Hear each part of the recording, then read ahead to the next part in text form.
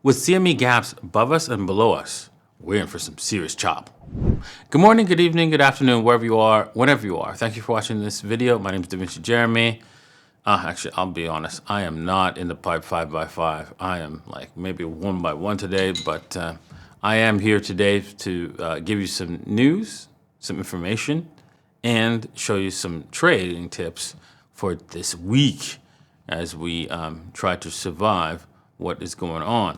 All right, with that said, right, before I go into the trades and all that kind of stuff, I want to talk about unemployment, right? It came out, information came out, and obviously, if you look at that information, right, that information is as valid as COVID was real. Okay, that vaccines are safe and effective. Okay, so just so you know, right.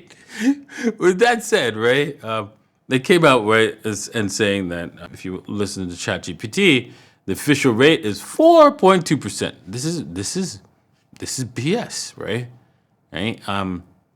I bet you most Americans don't feel like that with all the ghost jobs and all that kind of stuff that's going on, and you have to like apply with 800 different resumes to different companies, and it's just nonstop. I don't think that's the case. So I asked ChatGPT to use the old data, whether you had a job or not. It comes out to 6%, which I don't think that's true, but whatever. Let's just say that that's the case. And I said, well, why don't we include anybody that's making under 30K a year? Because if you're making 30K a year, right, in the United States, you are suffering, dude. Are you kidding? You can barely survive on that by yourself, right? You can't do that with one person, with more than one person. So with that said, you're underemployed. I would think if you make under 30K, personally, that's just me, right? So if we include that, this is what the real unemployment is, right? 20% or higher. I think it's a lot higher. I think it's around 25%. But I heard that if you just only look at Gen Zer, it's actually at 25% for them. So Gen Zers got it worse. So let that sink in for a second. We're in a major recession, right? And you know the government is covering it up. Which they've never done that before. They never lied about something like that major, like COVID, have they?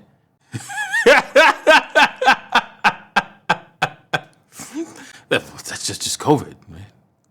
Anyways, let's move on. We're going to do some trades, and if you're interested in trading, you head over to bybit.davincij15.com, levex.davincij15.com, where you can subscribe and watch this show live. And we're doing some trades on WEEX. Now, we were up. Oh, man, this was like 10K up, but now it's a little bit down, but that's okay. We expecting that. We were looking to, add to the trade as this thing comes back lower, possibly come back lower. And let's talk about that. There is still a possibility right now, right, that Bitcoin breaks. Now, this trade has actually gone against us. I would say we walk from this trade. If you're still in it, walk from it, right? Because we're like now back here. I wish I could have told you guys earlier that, hey, maybe we should set the stop to break even. We're so close. Yeah, if you did, that's great. You're smart. If you stop to in the middle, like 50% after we broke up, above the 50% mark, that was also even a smart move. But it looks like, this chop, the scam work should have showed us that we were going to take our target out. But I don't understand why it didn't do that. So, yeah, it is what it is. So we're breaking back down out of this upward trend line that was formed a long time ago. And, yeah, not so good, not so good. Looking at the overall picture, we can see, right? We're looking to try to hit the 99, almost 100K, but there was a little bit of a failure here.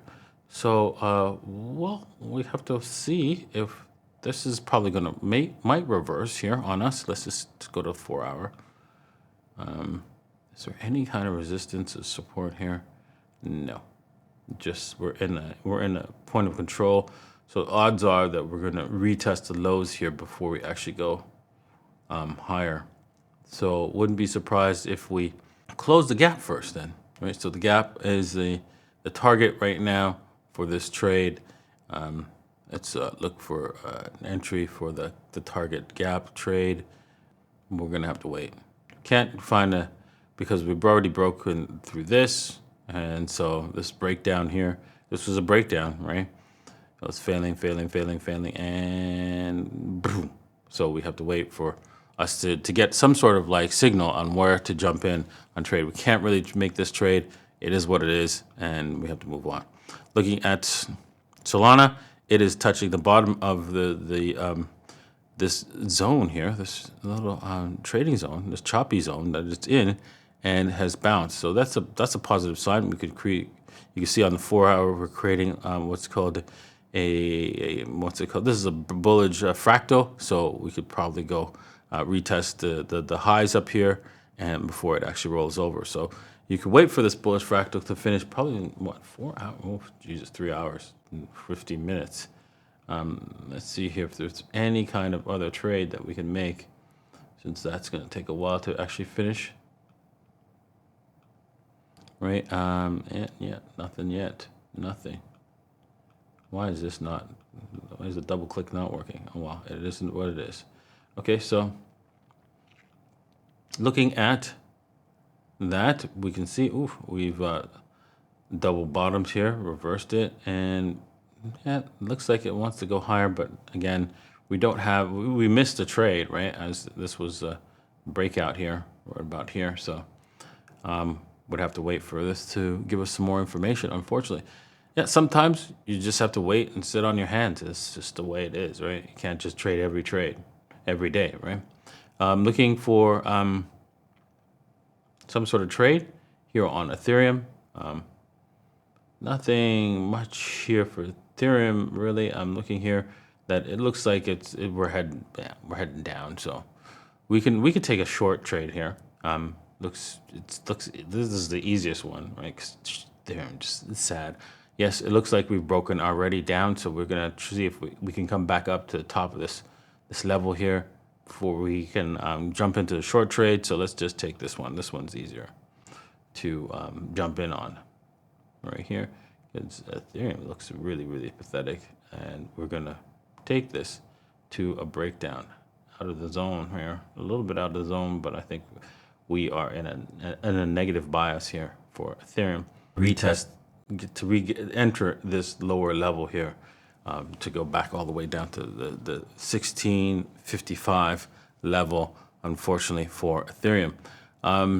Looking at the dominance is rising high there, so look out for above, man. I mean, all of your alts are going to get crushed against Bitcoin.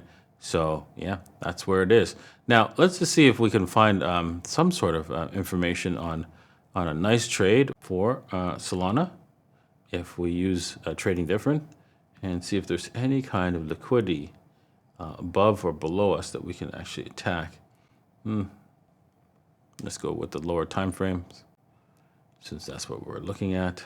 And there's a little bit above us, but it's not much, yeah. And most of it is below us, I believe. Yeah, right in the 54. I don't think we're going to be heading back up there.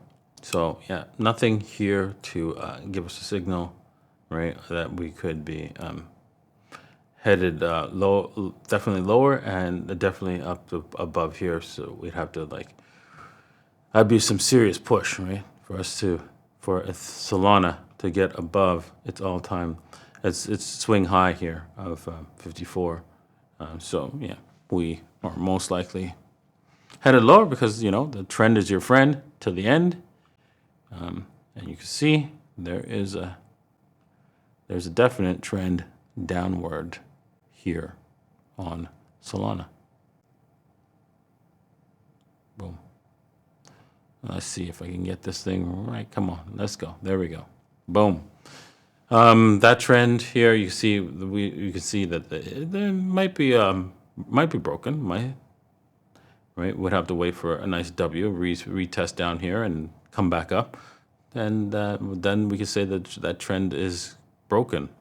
But we're a little early to jump in on a long here on Solana. I would wait for that to give us some more information before we do. Okay. That's it for today. I hope you enjoyed today's episode, and we'll see you guys tomorrow. Cheers.